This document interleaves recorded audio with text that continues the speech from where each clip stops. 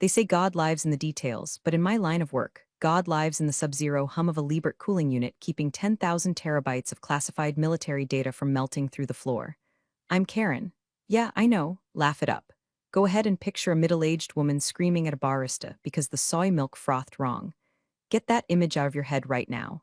That's not me. I'm the reason your social security number isn't currently being auctioned off on a Russian dark web forum for the price of a McChicken. I'm the reason the guidance systems for things that go boom in the desert actually hit the sand and not a school bus. For 10 years, I was the director of security operations for a hybrid private defense contractor that I'm not going to name because I signed NDAs that are thicker than a Bible and carry heavier penalties than eternal damnation. I managed 10 data centers spread across the jagged spine of the Rockies. These weren't your average server farms hosting cat videos and conspiracy theories. These were Fort Knox for digital ghosts. We held contracts with the Department of Defense, DoD. The kind of contracts that don't have logos, just alphanumeric codes and clearance levels that require a blood sample to look at. I loved the cold. My office was kept at a brisk 64 degrees, matching the ambient temperature of the server floors. I didn't do family photos on the desk. I didn't do hang in their cat posters. My walls were lined with monitors displaying thermal heat maps, packet traffic logs, and live feeds of the biometric airlocks. That was my family. That was my garden. I pruned the weak code, watered the firewalls with encryption updates, and ripped out the weeds, usually incompetence, by the root. It was a Tuesday when the first crack in the hull appeared. I was down on the floor of Sector 4, my favorite sector because the acoustics were perfect. The fans hummed in a B-flat drone that quieted the rage in my head. I was watching a junior tech, a kid named Kevin who looked like he was 12 and smelled like desperation and energy drinks, trying to hot swap a drive on a Tier 1 rack. Kevin, I said, my voice doesn't echo in there. The soundproofing eats it. It just appears inside your head. He jumped, nearly dropping a drive worth more than his Honda Civic. Jesus, Karen, you scared me. If you drop that drive, Kevin, you won't have to worry about me scaring you. You'll have to worry about the guys in the suits who don't smile, I said, walking over and taking the drive from his shaking hands. You didn't ground yourself. I can see the static jumping off your fleece vest from here. Do you want to fry a circuit linked to a satellite uplink? Because that's how you get sent to a place where the sun doesn't shine, and I don't mean Seattle. I slotted the drive in with a satisfying click. Green lights flickered. Dopamine hit my brain. Order restored. Speaking of restoring order, if you're into stories where competent people get screwed over by corporate idiots and then watch the world burn, go ahead and hit subscribe button or drop a like. It fuels my cold, dead heart to know I'm not screaming into the void alone. Anyway, back to the disaster. I walked back to the elevator, my heels clicking on the anti-static tiles like a countdown timer. The issue wasn't Kevin. Kevin was teachable. The issue was upstairs, the 10th floor, the executive suite. For the last decade, I had kept the Pentagon from kicking down our doors by running a ship so tight it squeaked. But the old CEO, a man who actually understood that security meant keeping secrets and not feeling safe, had retired. Enter the new regime. The new CEO was a guy named Preston. Preston wore loafers without socks and had teeth so white they looked like they were radioactive. He was all about disruption and synergy, and other words that mean absolutely nothing when a Chinese botnet is hammering your firewall at 3 o'clock a.m. Preston didn't care about the due specs. He cared about the stock price and the company culture. I stepped into the elevator and swiped my badge. The light turned green. I had access to everything. Every door, every file, every camera. I knew who was stealing lunches, marketing, who was sleeping with the intern HR, ironically, and who was actually doing work me and about 3 guys in the basement. When the doors opened on the executive floor, the air changed. It was warmer. It smelled like lavender and expensive coffee. It smelled like weakness. I walked past the collaboration pods, bean-bag chairs where 20-somethings sat with laptops, ideating. I had a meeting with Preston. He had sent me an invite titled Touch Base, Vision and Vibes. I hated the word vibes. You can't encrypt a vibe. You can't firewall a vibe. A vibe is just a vulnerability with a spray tan. I walked into his office. It was all glass, no privacy. A security nightmare. Sitting there was Preston, and next to him was his daughter, Brittany. Brittany was 24, had a degree in media studies from a college that probably accepts crayon drawings as tuition payment, had recently been appointed VP of Brand Voice. And next to her was him, the catalyst, the herald of the apocalypse. He was wearing a hoodie that cost $600 and looked like it had been chewed by a rat. He was scrolling on his phone, legs draped over the arm of a leather chair. Karen, Preston beamed, standing up. Come in, we were just talking about you. Director, I corrected, sitting down without shaking his hand. Director of Security Operations. What's the emergency, Preston? Is the Halon system leaking again? No, nothing like that, Preston laughed, waving his hand as if dismissing a gnat.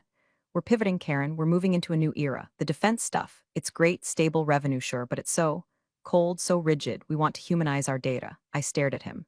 Humanize the data. Preston, we host targeting telemetry. You don't want that humanized. We want it accurate and dead silent. See, Brittany chimed in, pointing a manicured finger at me. That's exactly the energy we need to shift. It's so gatekeeper why. It's literally a gate, Brittany. That is my job. I keep the gate, I said, my voice flat. Karen, Preston said, his smile tightening. I'd like you to meet Chase. Chase is Brittany's cousin. He's joining us as the new chief of cyberculture and data innovation. Chase looked up from his phone. He had eyes that said absolutely nothing was happening behind them. Sup, he said, heard you run a tight ship.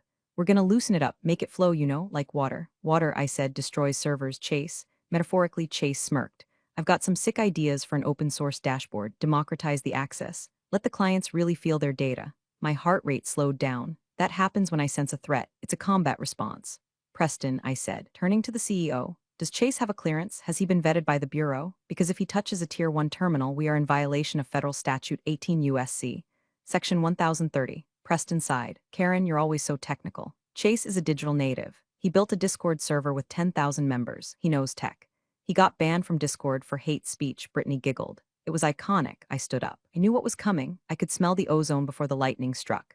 You're firing me, I said. It wasn't a question. Transitioning, Preston corrected. We're transitioning you. We feel the company needs a fresh face, someone who understands the optics of the modern cloud. You're replacing a 20-year veteran and a former NSA analyst with a Discord mod, I summarized. He's chief of cyberculture, Brittany insisted. I looked at Chase. He was picking his nose. Subtly. He thought, but I have 4K cameras in my brain. Okay, I said. I assume you have the paperwork? HR has it, Preston said, looking relieved I wasn't screaming, effective immediately. We'll need your badge. I reached into my pocket, pulled out the keycard that controlled the flow of information for half the western seaboard, and set it on the glass table. It made a sharp clack.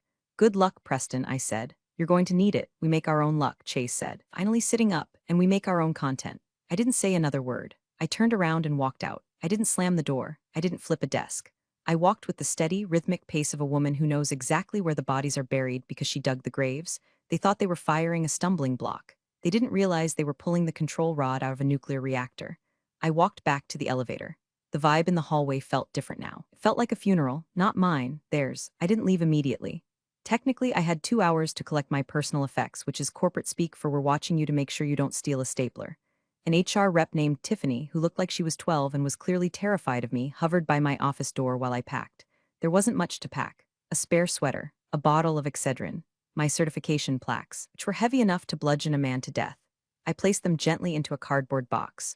While I was clearing out my desk, the announcement went out. It wasn't an email. Oh no, that would be too old school. It was a live stream notification that pinged every phone in the building, including mine, which hadn't been wiped yet. Mandatory town hall, new era, new vibes, meet Chase. I could see the main floor from my office window, a glass-walled fishbowl overlooking the server operations center. Employees were gathering down there, looking confused. The serious engineers, the guys with graying beards and coffee stains on their shirts, looked like they were marching to the gallows. The marketing team looked thrilled. I decided to watch. I needed to see the execution. Preston took the stage, holding a microphone like he was a stand-up comic. Hey everyone, gather round, gather round. Big energy today. Huge energy? The applause was scattered, polite. We've made a tough decision today, Preston said, his face doing that fake sad thing politicians do. Karen has decided to pursue other opportunities. We thank her for her service, but we realize that to get to the next level, to the moon, we need to shed the old skin. We need to be agile. We need to be human. He swept his arm out. Please welcome your new chief of cyberculture and data innovation. Chase. Chase jogged onto the stage. He was wearing sunglasses, indoors in a secure facility. He grabbed the mic. Yo, what's up, DataFam? Chase yelled. I physically winced. DataFam. I felt a part of my soul wither and die. Look, Chase said, pacing the stage. I know things have been tight around here. Strict. Boring. I heard you guys have to swipe a badge just to take a piss. He laughed. We're changing that. Data wants to be free, right? We're going to open up the API. We're going to stream our uptime stats on Twitch. We're going to put RGB lighting on the server racks because why should the machines be boring? I looked down at the server floor. I saw my lead network architect, a guy named David who had served in the Signal Corps, put his face in his hands. And hey, Chase continued, I know some of you are worried about security. Bro, security is a mindset. It's not a firewall. It's a community. If we trust each other, the hackers can't get in. It's about positive vibes blocking negative packets. Positive vibes blocking negative packets, I whispered to myself. It was the stupidest sentence I had ever heard in the English language. It was so stupid it was almost art. Tiffany, the HR girl, coughed. Karen, are you almost done? Just about, I said. I picked up a thick black binder from the bottom drawer. It was 3 inches thick. Spine simply said, Tier 1 Protocols Emergency Failsafes. I held it in my hands. This binder contained the manual override codes, the contact numbers for the Pentagon liaison, the cascading encryption keys, and the strict chain of custody procedures required by federal law. It was the Bible of that building. I looked at the binder.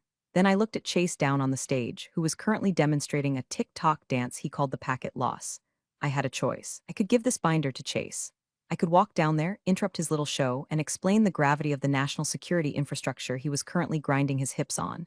I could try to teach him. But then I remembered Preston's smile. I remembered Gatekeeper Y. I remembered positive vibes. If I gave them the binder, they wouldn't read it. They would throw it in a recycling bin because it wasn't a PDF with embedded GIFs. I put the binder in my box. Is that personal property? Tiffany asked, eyeing the binder. It's my personal notes, I lied, nothing proprietary, just memories, okay, she squeaked. I finished packing. I took the box. I walked out of the office that had been my cockpit for a decade. As I passed the server room, I saw Chase down there now, slapping high fives with the confused engineers. He was touching things. He was leaning against a rack of blades that processed real-time troop movements in the Middle East. I felt a surge of nausea, followed by a cold, calming wave of certainty. They had no idea what they had done. They thought they had just fired a grumpy middle manager. They didn't realize they had just fired the brakes on a freight train headed for a cliff. I walked to the parking lot. My Ford F-150 was waiting. It was a practical truck, reliable. I put the box in the passenger seat. I patted the binder. Don't worry, I told it. They'll miss you soon enough. I started the engine. It roared to life. I lit a metaphorical cigarette I quit 10 years ago, but in my soul I was lighting a Marlboro Red and inhaling the burning tobacco of pure, unadulterated spite. I drove out of the lot, checking my rearview mirror. The building gleamed in the Colorado sun. It looked peaceful. It looked secure. For now, I gave it a week. Maybe 2. Entropy is a patient mistress, but incompetence is a speedrunner. Let me be crystal clear about something. I did not sabotage the system. I didn't plant a logic bomb. I didn't write a script to delete the databases at midnight. I am a professional, and more importantly, I am a patriot. Sabotage is a felony. Treason is a capital offense. I wasn't going to prison for these clowns. I simply stopped holding the ceiling up. See, the systems I built were designed to be paranoid. They operated on a zero-trust model. They didn't trust the internet. They didn't trust the internal network. And they definitely didn't trust a 20-something wearing a Supreme hoodie. The core of our DoD compliance was something called the heartbeat handshake. Every 72 hours, the Tier 1 servers required a manual authentication token. This token had to be generated by a certified security officer, me, using a specific RSA key on a specific air-gapped terminal. If the heartbeat wasn't received, the system assumed the facility had been compromised. It assumed the building had been overrun by hostiles. So, what does the system do in that scenario? It doesn't explode. It locks down. It enters turtle mode. It severs all external connections, encrypts the local drives with a 4096-bit key that would take a supercomputer a billion years to crack, and sends a silent distress signal to the Pentagon. Chase didn't know about the heartbeat. Why would he? He was too busy setting up a chill-out zone in the server room. I drove home to my cabin. I live about 40 miles out of town up in the foothills, no neighbors, just pine trees and spotty cell service, which is how I like it. I unpacked my box.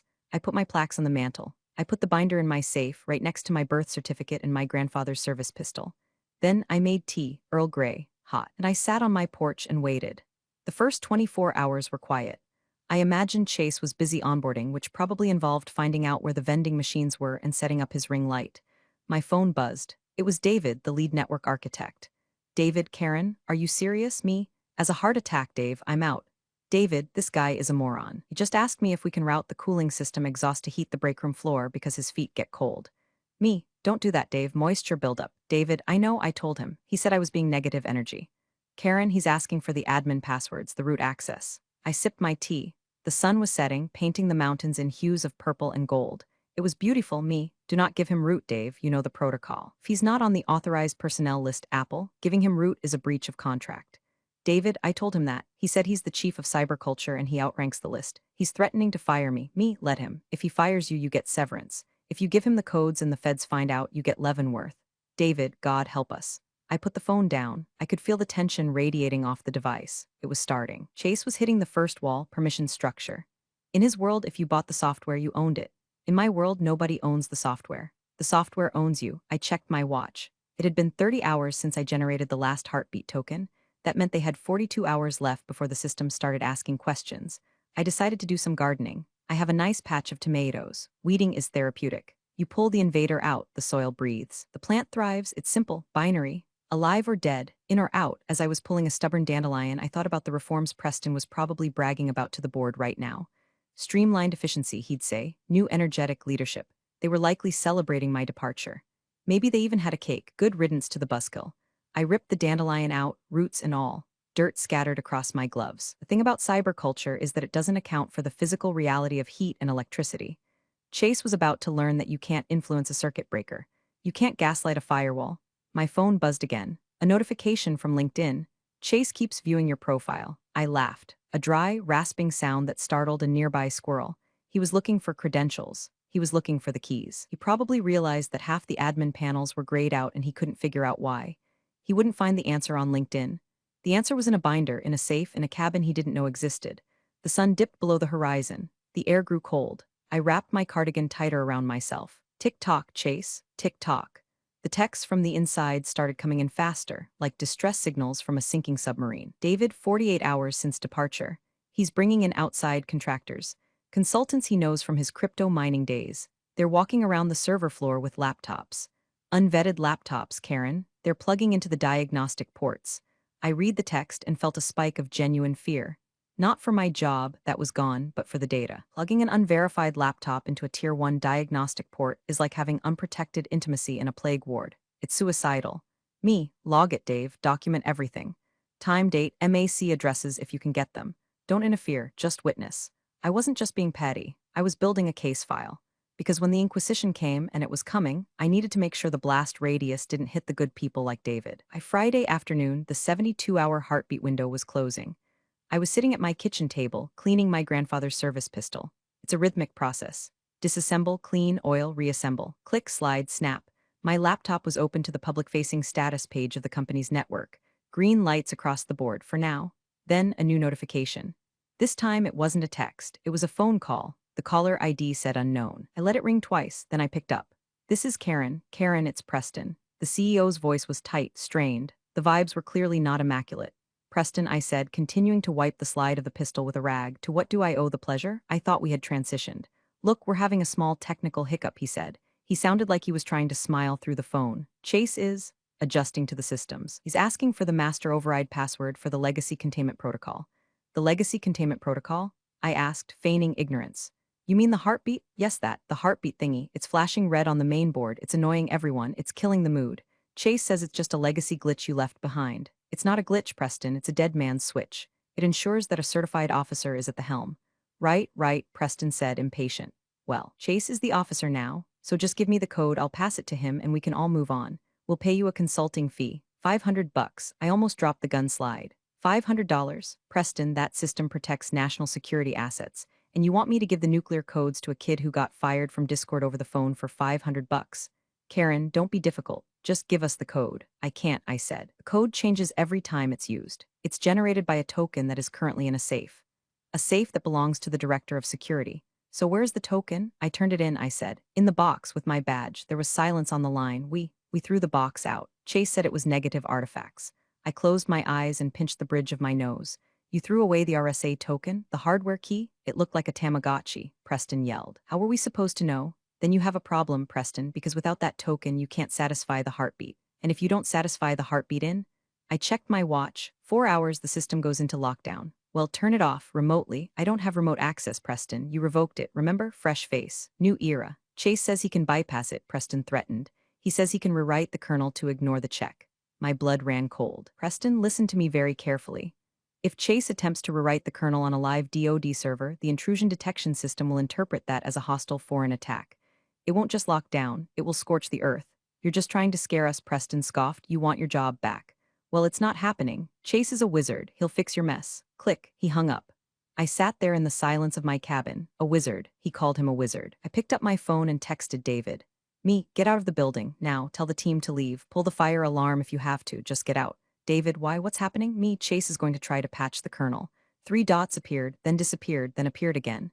David, I'm leaving, taking the team to the bar across the street. Me, good choice. Order a pitcher. Put it on my tab. I closed my laptop. I didn't need to watch the status page anymore. I knew what was going to happen. It's like watching a car crash in slow motion. You don't need to see the impact to know the glass is going to break. I went to the fridge and opened a bottle of white wine. I'm not a heavy drinker, but tonight felt like a special occasion. Tonight was the night the music died. The sun went down. The moon came up. The coyotes started howling. At 9 o'clock p.m., my phone rang. It wasn't Preston. It wasn't David. The caller ID was blank, just a flat line. I answered on the first ring. Director Karen redacted speaking.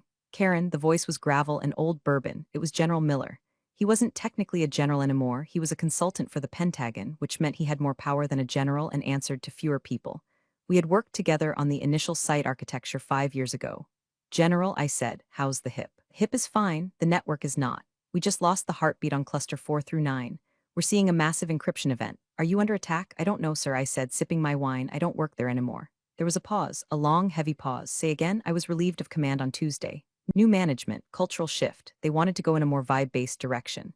Vibe-based? Miller repeated the word as if it were a foreign contagion. Karen, who is manning the helm, a young gentleman named Chase.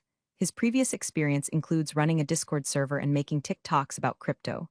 You are shitting me. I wish I was, sir. They threw out the RSA keys. They ignored the handover protocols. And about 4 hours ago, the CEO told me this Chase was going to attempt to rewrite the kernel to bypass the heartbeat check. Rewrite the kernel? Miller's voice dropped an octave. On a live Tier 1 node. Yes, sir, that triggers the counterintuition protocol alpha. I know, sir, it treats the facility as hostile territory. I know, sir, it dumps the keys and severs the trunk line. I warned them, sir. I could hear Miller lighting a cigar on the other end. I heard the click hiss of Zippo. Karen, are you secure? I'm at my residence. Secure line, stay there. Do not, I repeat, do not contact the company. If they call you, you answer, but you admit nothing. You offer no help. You are a civilian now. Let them hang themselves. Understood. I'm initiating a level 4 audit. We're going to see what this Chase is made of. Spoiler alert, I think he's made of shit. Sir, one request, I said. My team, the engineers, David and the crew, they're good people. They tried to stop it. I ordered them to evacuate before Chase touched the kernel. Noted, we'll keep the collateral damage to the executive suite. The line went dead. I looked at my phone. The screen was dark. This was it. The machine had started. The DoD doesn't move fast usually. But when you mess with their data, when you trigger an automated lockdown that mimics a cyber-terrorist attack, they move faster than light. I checked Twitter. I couldn't help myself. Chase had posted a tweet 2 hours ago. At Chase Cyber King, late night grind, rewriting some legacy spaghetti code to free the data. Old guard didn't know how to optimize. About to 10x the throughput. #DataLife #hustle #cybersecurity attached was a photo. A selfie, him giving a thumbs up in front of a terminal screen. I zoomed in on the screen behind him. It was red. It was a command prompt. He had typed sudo rm rf/var/lib/security/heartbeat. He had tried to delete the security daemon. I laughed. I laughed so hard I nearly choked on my wine. He didn't 10x the throughput. He 0x said the existence of the company. I went to bed. I slept like a baby. I slept the sleep of the righteous. I woke up to the smell of pine needles and the sound of my phone vibrating off the nightstand. It was 7 o'clock a.m. I had 42 missed calls, 30 from Preston, 10 from Brittany, 2 from Chase. I ignored them all. I made coffee. I put on my robe. I sat on my deck and watched the mist rise off the mountains. Then, I opened my laptop. The internet was buzzing. Not the mainstream news yet, they're slow, but the tech sector was on fire. Reddit sysadmin threads were speculating about a massive outage at my former employer. User 492, did redacted just drop off the map? I'm getting 0 ping from their entire block range. User 88, yeah, BGP routes are withdrawn. It's like they cease to exist. And then, I saw it. The cherry on top of the sundae of stupidity. Chase was live. He was streaming on Twitch from the server room. The title of the stream was Crisis Management Earl, Saving the Data from the Haters. I clicked the link. There he was. He looked sweaty. His hoodie was stained. He was holding a Red Bull. Yo chat, what is up? Chase was saying, pacing back and forth in front of the lockdown server racks. The lights in the room were flashing red. Physical alarm indicator for a Tier 1 breach. So, we hit a little snag. The legacy code was way more borked than we thought, total spaghetti. The previous director, Karen, total boomer energy by the way, left us with some kind of logic bomb. I took a sip of coffee. Slander, I whispered. Add it to the lawsuit.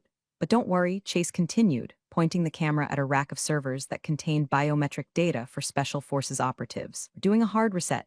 I've got my boys trying to physically bypass the locks. The camera panned over to 2 guys in t-shirts trying to pry open a server cage with a screwdriver.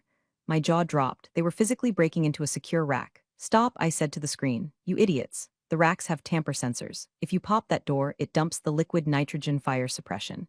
As if on cue, a hiss erupted on the stream.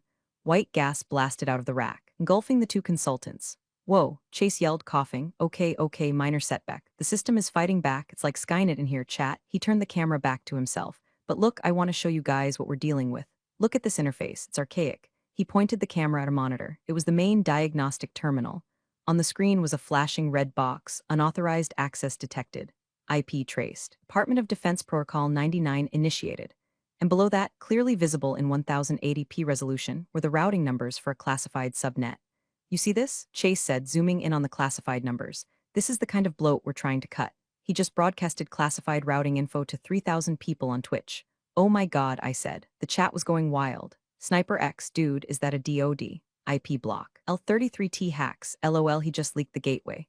Fedwatcher, RIP this guy. I didn't need to do anything. I didn't need to call the general. I didn't need to call the FBI. Chase was doing it all for me. I saw movement in the background of the stream, behind the glass wall of the server room up on the executive floor.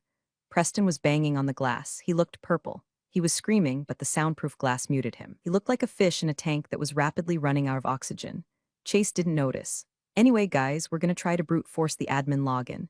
If anyone in chat knows how to crack a 4096-bit hash, drop a PogChamp in the chat. I closed the laptop. I couldn't watch anymore. It was like watching a man juggle hand grenades while riding a unicycle on a tightrope over a shark tank. I finished my coffee, went to my closet and picked out a suit, a nice one, navy blue, sharp blazer. I had a feeling I'd be needing it later. The phone rang again. It was Preston. I let it go to voicemail. Beep, Karen, pick up. The police are here, not the police. The military police. There's a tank in the parking lot. Karen, help us. I smiled. A tank. General Miller didn't mess around. I walked to the mirror and fixed my hair. I looked tired, but I looked sharp. Sorry, Preston. I said to the empty room. I'm afraid that's outside my scope of work. I didn't go to the site. I didn't need to. The news helicopters did the work for me. By 10 o'clock a.m., every local news station in Denver was circling the building. The headline on Channel 9 was, Military Activity at Tech Firm, Terror Threat. The footage showed a convoy of black SUVs and 2 armored personnel carriers blocking the main entrance. Men in full tactical gear, not private security, but legitimate MPs with federal patches were setting up a perimeter. I turned on the TV and watched. It was better than any movie. A reporter was standing by the road. We are seeing reports of a massive federal raid. Employees are being escorted out of the building with their hands on their heads. We have not received a statement from the company, but sources say this is related to a severe breach of government data. I saw David walking out. He wasn't handcuffed. He was talking to an officer, pointing at his phone. Good, he was showing the receipts. He was safe. Then the doors opened again. Preston came out. He was handcuffed. He was weeping. He looked like a man who had just realized that his MBA didn't cover high treason. Behind him came Brittany. She was screaming at the officers, probably demanding to speak to a manager. And then Chase. Chase wasn't walking. He was being dragged. His feet were scraping the pavement. His hoodie was torn. He had lost his sunglasses. He looked small. He looked like a child who had broken a vase and was now realizing the vase contained the ashes of a vengeful god. They shoved him into the back of a black SUV. My phone rang. It was General Miller. Karen, he said. His voice was calm, like he was ordering a sandwich. General, we have secured the facility. The threat has been neutralized. The idiot in the hoodie tried to tell my men that it was a social experiment. How did that go over? One of my sergeants broke his nose. Accidentally, of course. While assisting him into the vehicle, of course. We have a mess here, Karen. The kernel is corrupted. The encryption keys are fragmented. The hardware is physically damaged. Something about liquid nitrogen? I saw that on Twitch, I said. Right. Look, we need to bring the systems back online. We need to restore the handshake before the data degrades. But we can't do it without the original architect. That sounds like a difficult problem, I said, examining my nails. Karen, don't make me beg. I'm a general. I don't beg, I order. You can't order me, General. I'm a civilian. I'm unemployed. I'm currently looking into taking a pottery class. Miller chuckled, a dry, rasping sound. All right, how about this? I'm currently standing in the office of the former CEO. Nice view, terrible decor. I have the authority to appoint an interim federal administrator for this site. Full clearance, direct reporting line to the Pentagon. No corporate oversight, no chief of cyberculture, and the pay, GS-15 level, plus a contracting bonus that would make your eyes water. And the staff, you hire who you want, you fire who you want. If anyone says the word vibe, I give you permission to tase them. I looked at the TV. I saw the empty parking lot. I saw the wreckage of Preston's regime. I'll need a ride, I said. Chopper's already 5 minutes out. Pack a bag. I hung up. I walked to my safe. I opened it. I took out the binder. I walked out to my front yard. The wind was kicking up. In the distance, I heard the thwup thwup thwup of rotors. A Black Hawk helicopter was crested the ridge, coming in low over the pines. My neighbors were going to hate this. I smiled. Landing a military helicopter in the parking lot of a corporate office park makes a statement. That statement is, playtime is over. I stepped out of the chopper, binder in hand. The wind whipped my hair, but I didn't care. A young lieutenant was waiting for me. He saluted. Ma'am, General Miller is waiting on the 10th floor.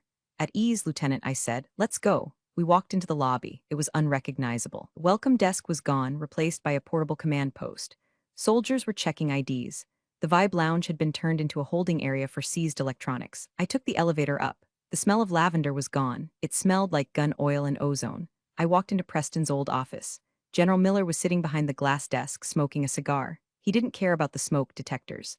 Karen, he said, nodding, you look rested. I got about 12 hours of retirement, General. It was nice. The system is locked tight, Miller said, gesturing to the screens.